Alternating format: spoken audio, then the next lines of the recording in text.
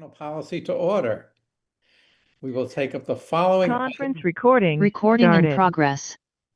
We are recording, so we will take up the following items for approval. Action item 1A is approval of the minutes of the meeting held on November 24, 2025. I move the approval of action item 1A. Do I have a second? Thank you, Angelo. Any questions or any discussion? Hearing none, let's proceed to a vote. All those in favor, please so indicate. Aye. I see at least a couple of you. Thank you. Raise your hands because that's what I can see. All right. Any opposed, any abstentions? That matter is approved. We will now address the action items on the policy calendar. Policy item 1B1 is a resolution to establish a Bachelor of Science in Applied Data Science and Artificial Intelligence at Baruch College. I call on Interim Executive Vice Chancellor and University Provost Alicia Alvaro to provide further background on this item. Thank you, Trustee Berger. The proposed program will provide students with rigorous training in statistics, machine learning, and AI, integrated with domain knowledge, ethical reasoning, and communication to prepare them for highly demand careers in data science, AI, and related fields. The interdisciplinary curriculum combines technical depth with domain experience and ethical awareness. The proposed program aims to achieve financial sustainability by optimizing section size and utilizing current staffing to generate enough enrollment revenue to cover all operating costs within the first year. With projected enrollments of 20 students in the first year, increasing to 100 students by year 5, Baruch College will hire additional faculty only when enrollment generates enough revenue to support such hiring. The college's transfer policy and articulation agreements ensure that students entering the program can receive applicable transfer credits from Queensborough Community College and other CUNY institutions. Should the committee have any questions about this item, Provost Essig would be happy to address them. Thank you. I move the approval of policy item 1B1A. Do I have a second? Thank you, Trustee Vivolo. Are any questions or any discussion? This sounds like somewhere's where we ought to be going. So it's I am pleased. Hearing no discussion or any questions, we'll proceed to a vote. All those in favor, please so indicate.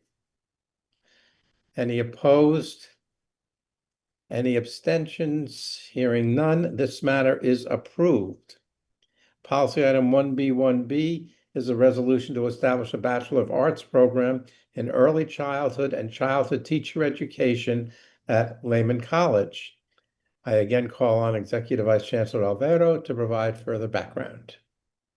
Graduates with expertise in early childhood or childhood teacher education are increasingly in demand, particularly those with a bilingual extension to their certification.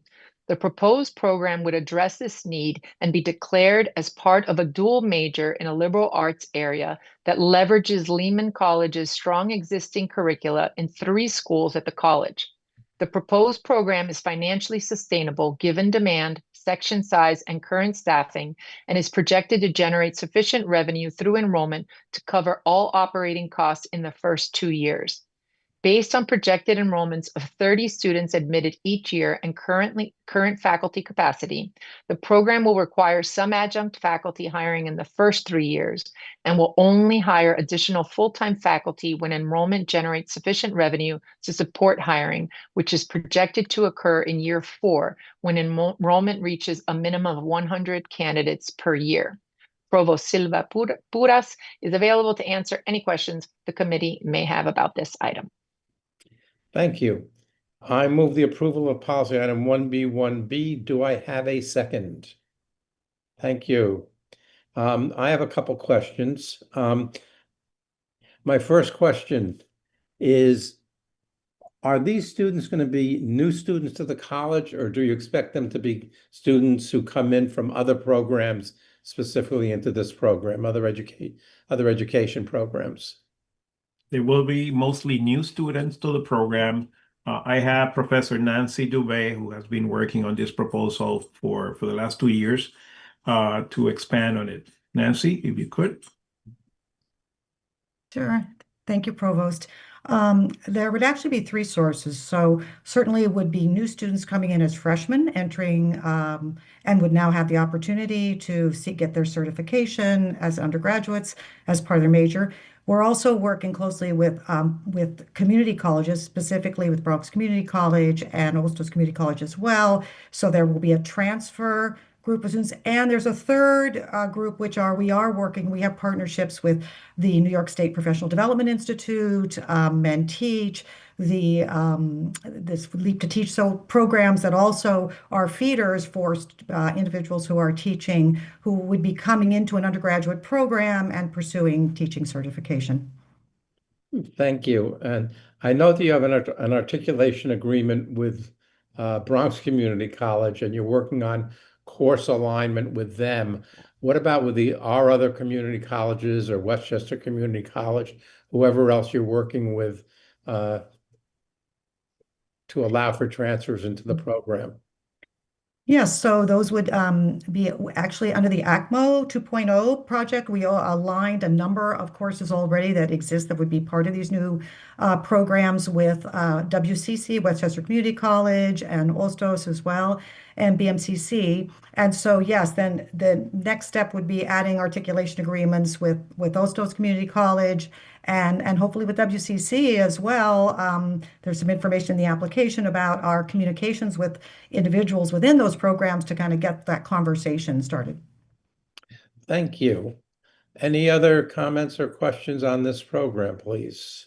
I just want to add that I'm very excited about this program because there's such a demand, and Bronx Community College already has kind of that path that leads into it. And with teacher education, I learned many years ago how complicated it is with the accreditation requirements and the transfer rules and which courses need to take, that I'm excited to see possible expansion. But there's such a demand, and very excited about this.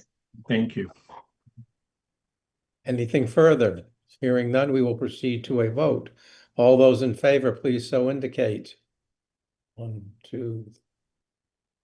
Any opposed? Any abstentions? This matter is approved. Policy item 1B2A is a resolution to amend the governance plan of Bronx Community College. Dr. Alvaro, can you explain to us? Absolutely.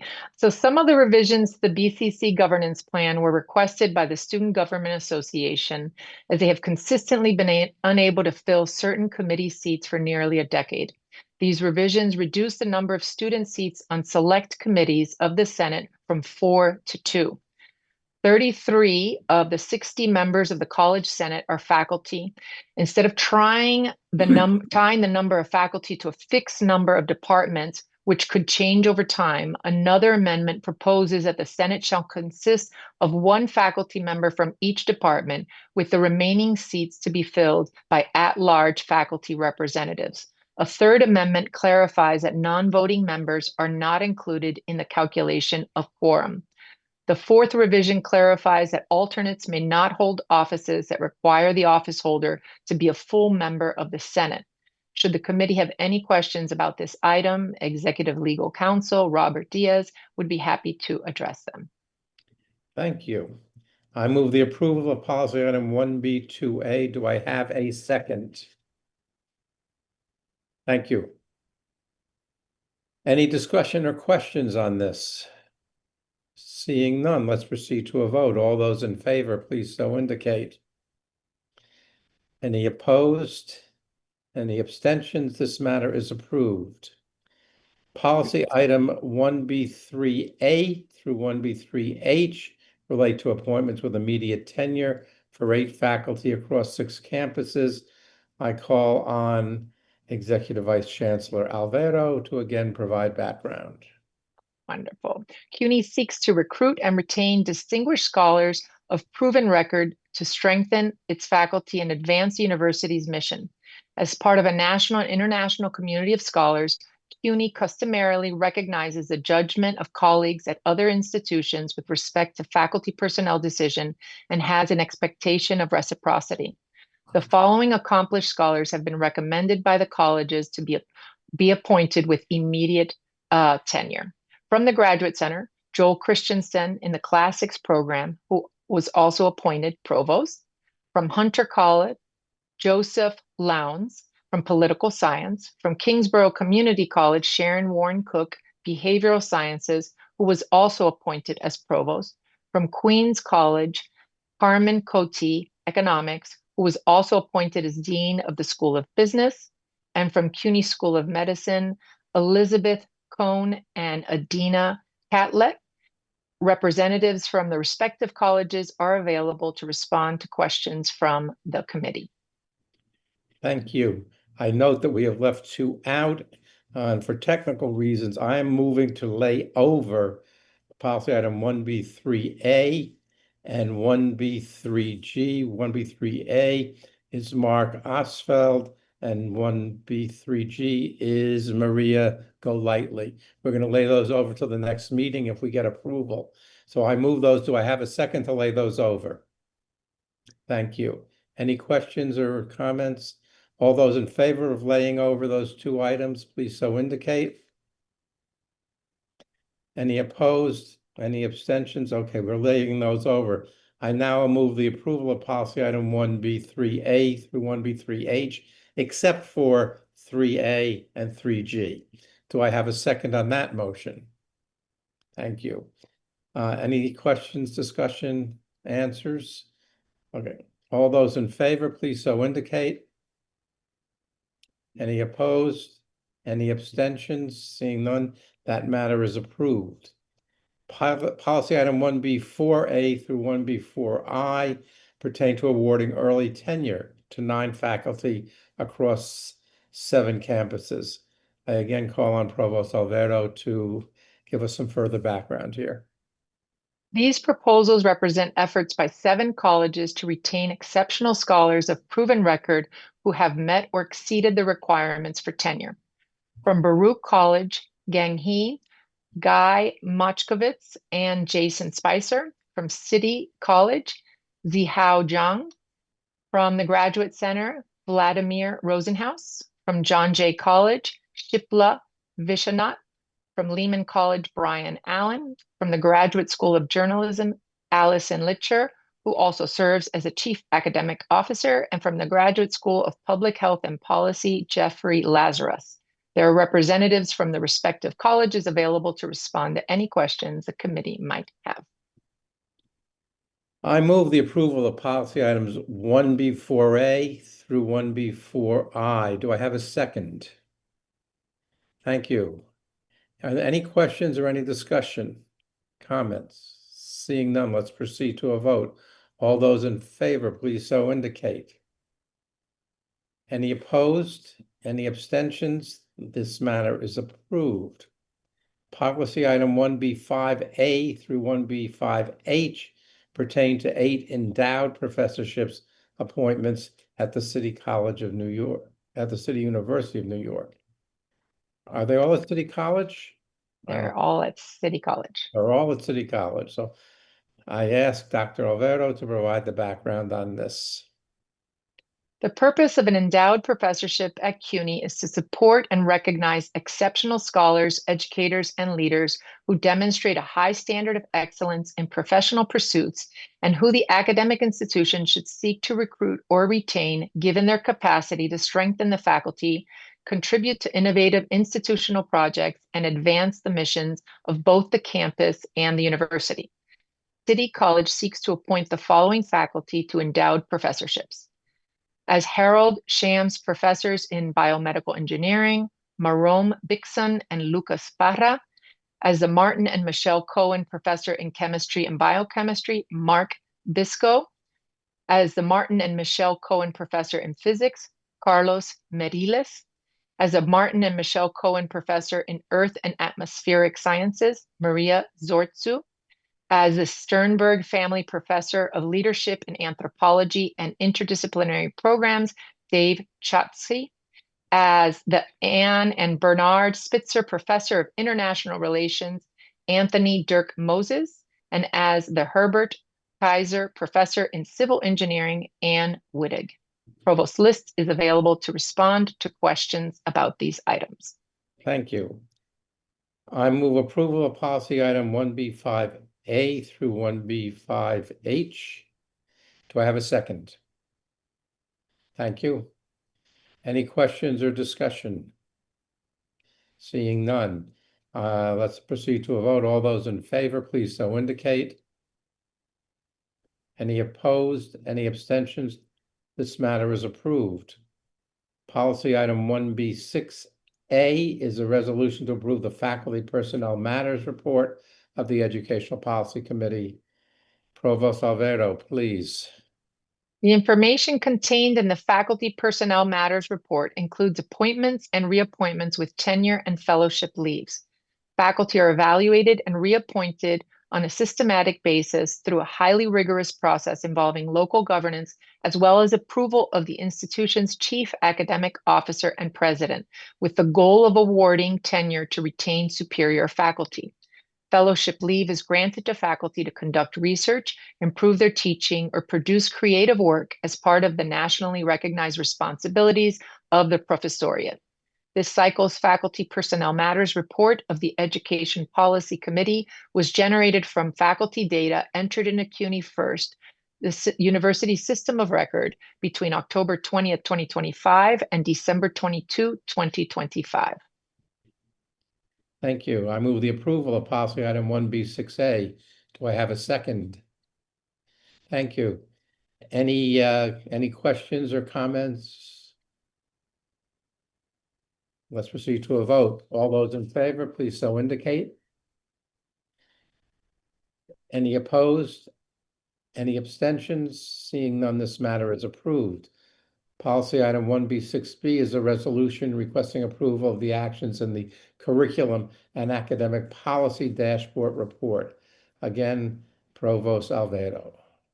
Routine academic matters, local academic policies, and course inclusions in the university's general education program are presented to the Committee on Education Policy in summary format generated from an online dashboard.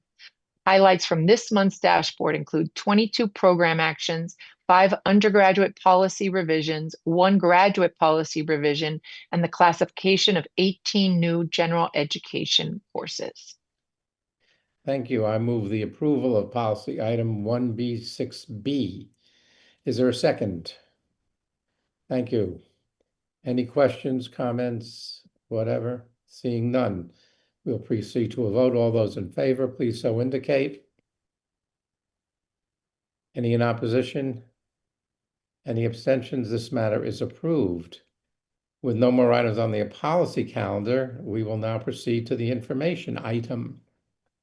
Information item 2A, Provost Alvaro, with support from research specialist Benjamin Link and Vice Chancellor Renee Sarmiento, will present item 2A, which is the New York City High School Senior Pipeline to CUNY dashboard.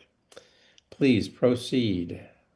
Thank you. And Benjamin is going to share his screen. You should have, yep. Okay. There we go. Excellent.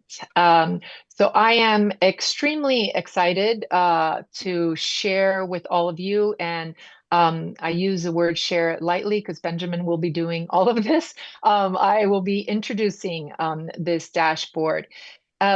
This is really in the spirit of our amazing team between enrollment management and our RETA Office of Research in thinking what kind of information do campuses and college leadership need to really help with strategic enrollment. So how do they apply strategy? We know that we have a very high percentage, about 85% of our students coming from New York City public schools, but years ago, we could just rely on them applying and coming to CUNY.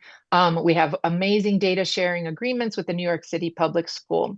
But the creative team that never stops thinking got together and said, how can we use this data and what more can we provide at the hands of college leaders? And this is really where the impetus was.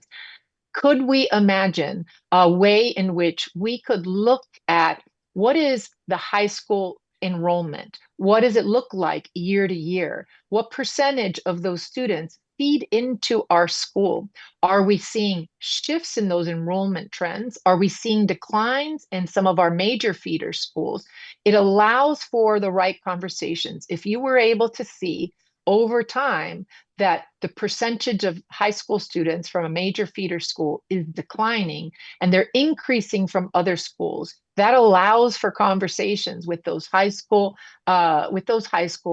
and allows the enrollment management teams to work more strategically to try and recruit and retain students and expand perhaps outreach to other schools. And so that was kind of the impetus. Could we imagine a world where we could have such sophisticated data? And the answer is yes, and we will unveil it to you here.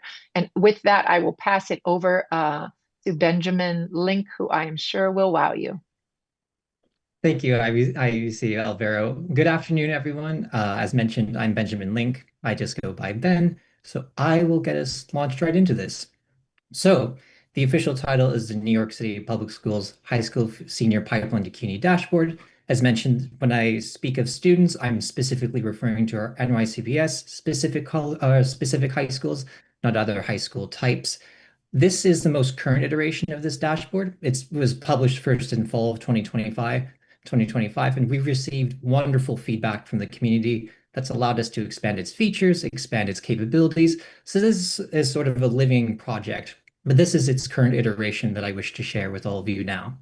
So its purpose is to provide trends in NYCPS senior populations, applications, admissions, and enrollments by CUNY college, sector, and system.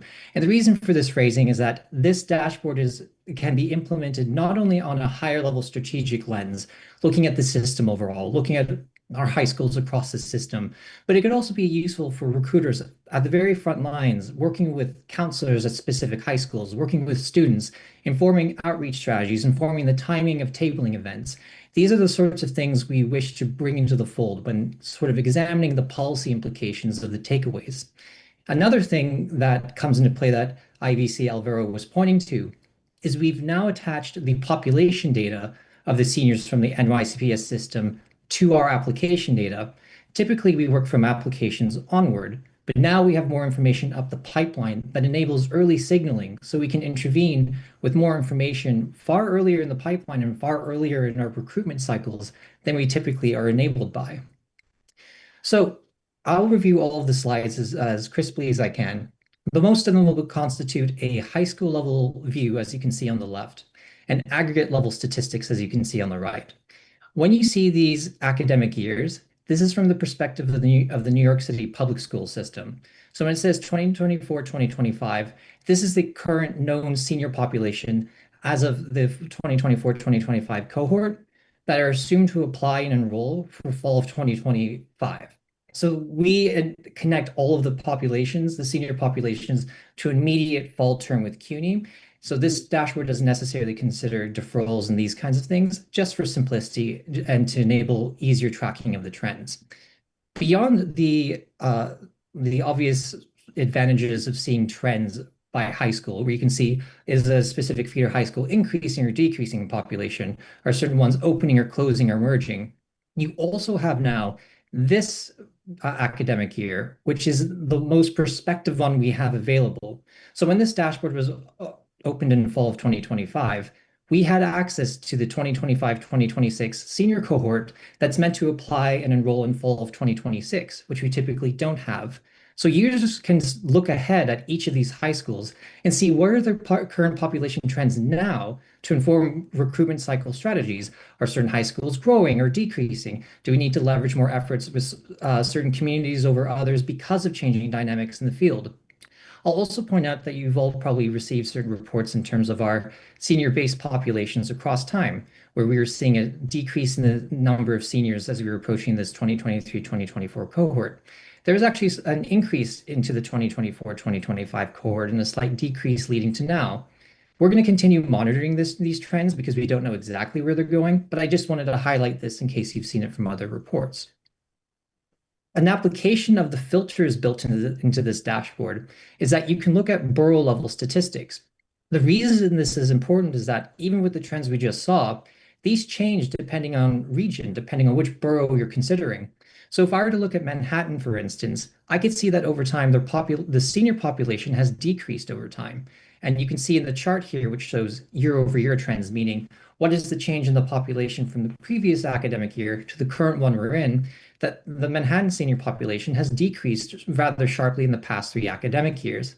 Yet, if I switch this over to Brooklyn, you can see that their population has actually slightly increased over time, with 500 more seniors compared to the pre-pandemic era in the 2018-2019 senior cohort, mostly driven by an increase in the 2024-2025 cohort of over 1,000 students.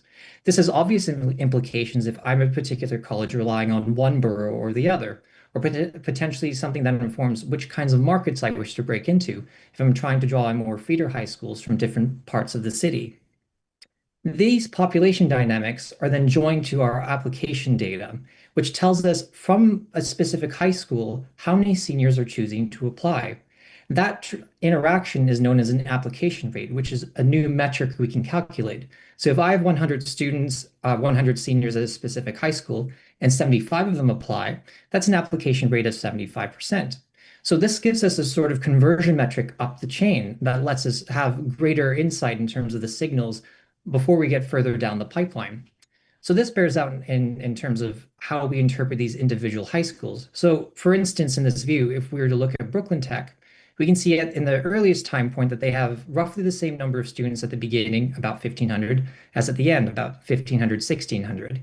Yet their applicants decreased over time, resulting in a decreased application rate. But that application rate is not the whole story. For instance, if we look at Fort Hamilton, you can see that their populations decreased over time, yet their applicants are stable, roughly actually about 20 or 30 fewer applicants by this final time point. Yet the application rate then shows an 11 percentage point increase. So the application point is increasing, yet the number of applicants has remained the same. So these conversion rates are very useful for considering how are students behaving? How are they choosing to apply more given the base? But you have to keep in mind what those bases are to sort of inform what your enrollment strategy will be, what enrollments to anticipate. In that line, we have this view, where, as you can see here, we've actually filtered for these 3 specific high schools. You can fix certain high schools. Oh, I see there's a question. John, apologies.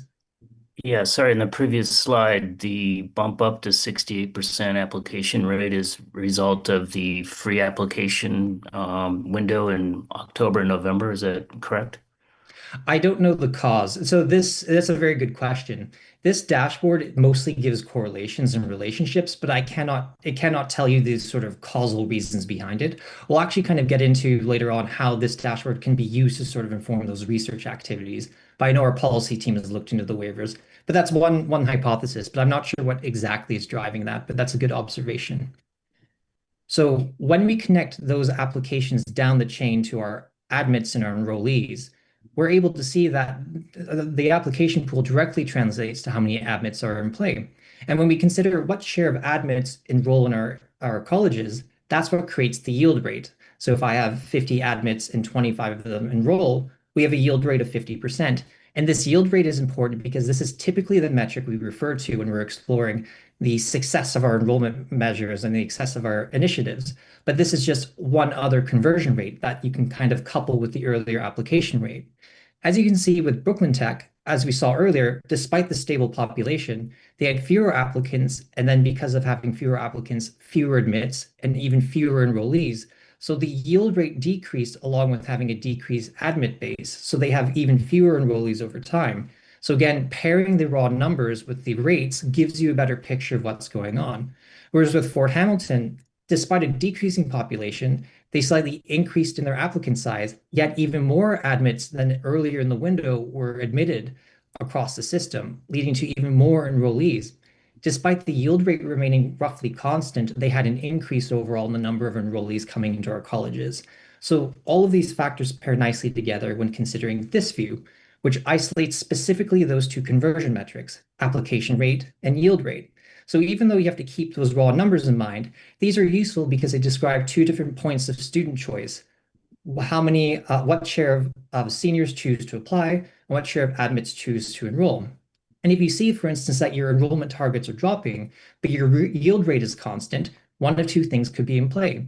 You could A, either have a changing population or admit base, or B, or also have a decrease in your application rates from earlier up in the pipeline. So when we're considering different interventions, this gives you a level of nuances to what exactly needs to be addressed or potentially have policy built around to adapt changing enrollment figures. So this view is probably the most broad view that contains all four of the metrics. It doesn't contain any high school level information, but it gives you a very strategic overview of what's going on by college and by sector and by across the system. So in the base here, you can see the senior population base over time. Contained within each column, you see the percentage share of applicants, admits, and enrollees. And when you're using the dashboard, you can scroll over these bars to see what raw count that actually translates to in terms of those metrics. So if we were to, for instance, filter this for Brooklyn, they might look at this and say, okay, well, we've had a drop of about 4,000 students across this window, yet the percentage share of applicants, admits, and enrollees has all increased across time.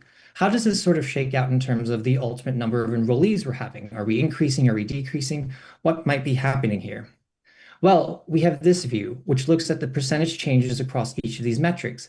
And you can change the window you're seeing to evaluate how much things are changing by. So for instance, the previous window was between 2018, 2019, and 2023 and 2024. So Brooklyn matches that change window with using this filter, and that allows them to now see, okay, that drop in 4,000 students translated to about a 5 percentage point drop in the total senior population. Yet we had a nearly 7% increase in applicants, an explosive percentage increase in the number of admits, which roughly broke even with the number of enrollees at the end of all of this. This is effectively to say that despite the population decrease, that didn't determine necessarily your end outcomes for the number of enrollees you have. So this gives a level of nuance too in terms of comparing across the views. This final view is very similar to the previous one. It's just looking at each individual year. So it's like looking at 1 year changes across time. So the way to read this is that if you were to look at a metric up here like population and to look at this specific data point, you'd see that for New Utrecht High School, that between 2018, 2019 and 2019, 2020, there's a 4 percentage point drop in their total population. So it gives you that year-over-year change. And what that enables you to do is to compare from these little gray lines in the background, which represents a 0% change, what magnitude of difference you're seeing over time. The farther away you are from that 0% line, the greater the change you're seeing year over year for those specific metrics. The closer they are, the more stable those metrics are over time. And a key way that users can use this view is to look at the trend lines of the population and see, okay, do the trends match with the trends downstream? And that is to say, if my populations are increasing or decreasing, do I see the same ripple across applicants, admits, and enrollees? As we've discussed, and as you can all see here, that's not often the case. If we were to, one use case, for instance, is if we were to sort of, for illustrative purposes, say that City Tech applied an intervention in fall of 2021 with these 5 specific high schools, which they filtered for, they can then filter the view and sort of take a look and say, okay, well, right when we did the intervention, we're seeing all of these changes, some that are matching exactly at the same time points, some that seem lagged. But how does this sort of display overall when we consider the entire intervention window? Well, you could go back to the prior view and fix the window, the percentage change window, to exactly when you initiated that policy or that intervention, and look at each of the individual high schools. Here you can see that there's been a great explosion of enrollments, much greater than what you're seeing for the overall population. And that's what's convenient about having the aggregate view, is that you can compare your specific target high schools to what's happening overall across the system. So even though there's an increase across enrollments for all high schools, it's significantly more for these specific ones. It doesn't necessarily mean that your intervention may have caused this, but something significant is happening here. And this dashboard serves as sort of a higher level signal to say, hey, maybe this is worthy of a research study, of a random controlled trial, of some means to gain more data, more insights to justify interventions or more resources to implement policies. And combined with the yield rates and application rates from earlier, you can adjust where in the pipeline you wish to intervene to impact these rates of change. So that concludes my overview of the dashboard, and I just wanted to plug that this exists in our Insights Tableau server, where specific users have access to this only because the NYSPS data is so sensitive. But all of you, the Board of Trustees, have access to your own server. So if you need any support getting connected with that or any help being facilitated through that process, feel free to reach out to me or our team, and we would be more than happy to support in this way. So I'll turn it over to all of you for questions.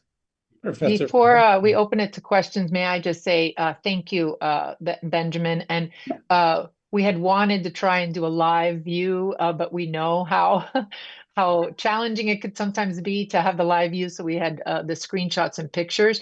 But the live view, you can click and pick and filter by each college, and we've received a lot of amazing feedback from the college leadership saying thank you, because now they can really take a look and see, are there certain schools that they need to be paying more attention to and targeting more specifically? It's a plethora of data. And thank you, Benjamin, and happy to answer any questions. Professor Verzani. Yeah, thanks, Ben. This was a fantastic presentation and a fantastic tool, and I very much appreciate your office putting this all together. And I think I have to thank you for it.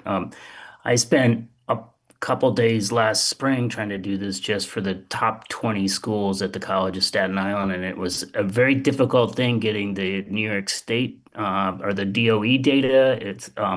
And you've gone way beyond what I could get in my experience just on one campus, and it's all right there, and it's fantastic. And there might be some suggestions down the road on filtering for which high schools as opposed to just borough level, but I think there's a way to do it, and I don't appreciate the nuance yet. But and I also would like to see it exploded by high school to then receiving campus, because I think that'd be very interesting to see trends like from a campus perspective. But overall, this is going to be a great tool, and I really appreciate the efforts that went into it. Thank you. And I actually pulled up the live version as IVC Alvaro was speaking. Yes. You can filter at the college specific level as well, so you can see the receiving college specifically, along with the sectors and the system as well. So you have all of those nuances, along with the ability to actually search for specific high schools and contain those in the list that persist across all of the views. So you can kind of have a targeted research objective or a targeted sort of view that you can persist over time for your specific cases. Thank you. President Schrader. Hi, good afternoon. I love everything about this, as you know. I guess my question is whether or not presidents will have access, because I would appreciate having access. And I know the VPs for enrollment management will, but I just was wondering if we would have access as well. I think we can expand access. I think we've been sort of rolling it out at user levels, but I can certainly check with because we work with our NYSPS colleagues, but that I'll get back to you, but I'm fairly confident that that would be doable, especially because these are aggregate level data at the level of the high schools. There's no student level information exposed in this way. So I think that's definitely something we can look into. Excellent work. Excellent work. Thank you. Let's work on that. Are there any other questions or comments or thoughts? Me, Henry, it's Angelo. Yes. I have a question. Am I reading it correctly that the high school enrollment is decreasing, yet the enrollment in CUNY is increasing? Is that a correct assumption, or am I not understanding this study? Let me just take a look here. So the enrollment, like for instance, I know for first-time freshmen is increasing. Again, an aspect to consider with this dashboard is that the available windows change because I only include finalized data. So as you can see here, we go up to academic year 2025, 2026. But when I jump over to The aggregate statistics window, it only goes to 2023, 2024, because our fall 2025 data isn't finalized until the spring. So if you looked at recent reports, we have shown an increase in enrollments when looking at specific populations. It's just this dashboard only considers our finalized census data. So that's why you'll see even a lag of up to 2 years compared to what we know of the New York City school population. I also account for this with the applicants where because our fall 2025 application data is finalized, you get 1 additional year. So that I didn't raise that just because of brevity, but that's in part why you might be seeing like, oh, when I showed the one view, it showed a decreasing enrollment, yet we know that our enrollments are increasing. So I'm not talking about the college enrollment, CUNY. I'm talking about enrollment in high schools. So, Angelo, That because to me, it's related to how many students we get. Fortunately, we're still increasing, even though the enrollment in high schools are decreasing. Do I have that right, or am I misinterpreting what you're saying?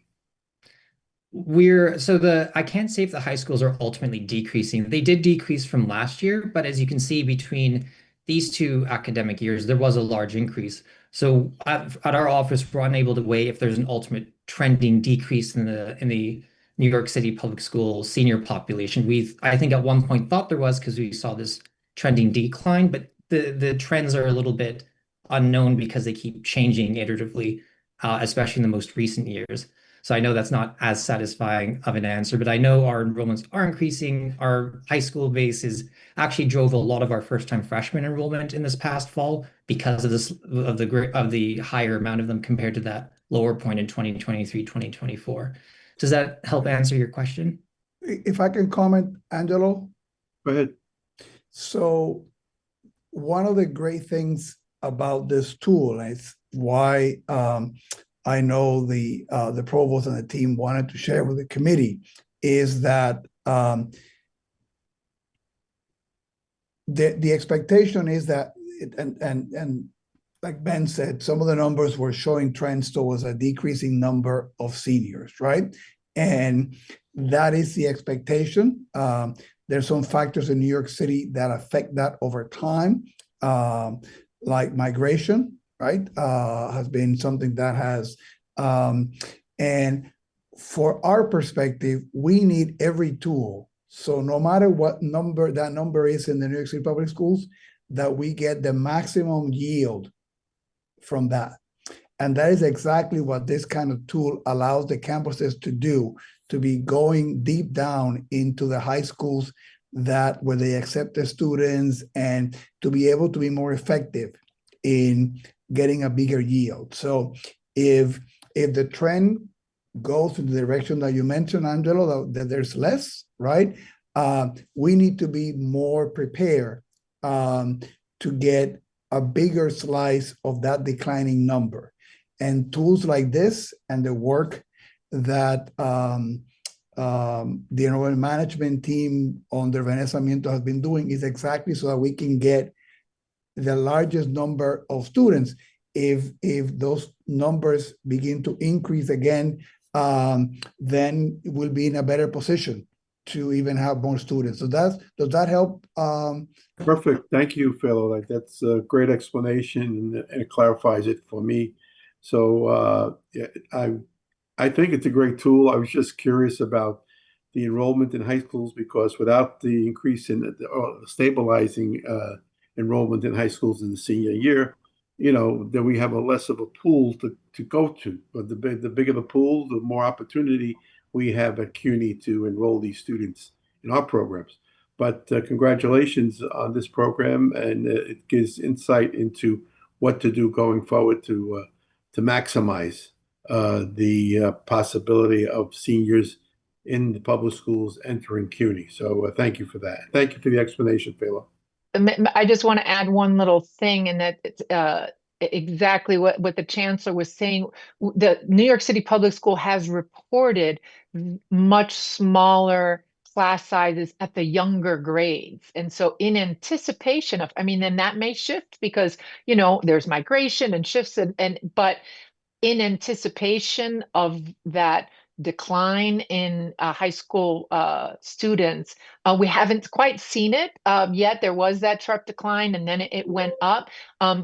but we have our finger on the pulse, working with the DOE, and the younger grades are much smaller classes. So potentially, so right now is the time where we really need to be looking at these numbers and designing interventions to increase the slice of the pie, because if that decline is as steep as it currently is at the younger grades, that's exactly what this data, and that's why the team thought together, what data and what information could we have to help empower us as a system and the colleges to yield a higher rate. So very excited, and that's in preparation for all of them. More to come. Well, good, Alicia. Thank you so much, and congratulations to your team. Thank you. Trustee Pollock. Yeah, greetings everyone. Yeah, great presentation, Dr. Link and UVC. But Trustee Angela's question really got me thinking, and this is just a quick one.